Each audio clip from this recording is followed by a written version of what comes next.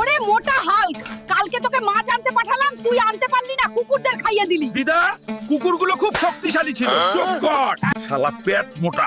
সারাদিন ভাত খাস, যা নদীর থেকে একটা বড় মাছ ধরি আন, না আনলে ভাত নাই। ঠিক আছে দিদা, যাইতাছি। কই যাইতেছস রে?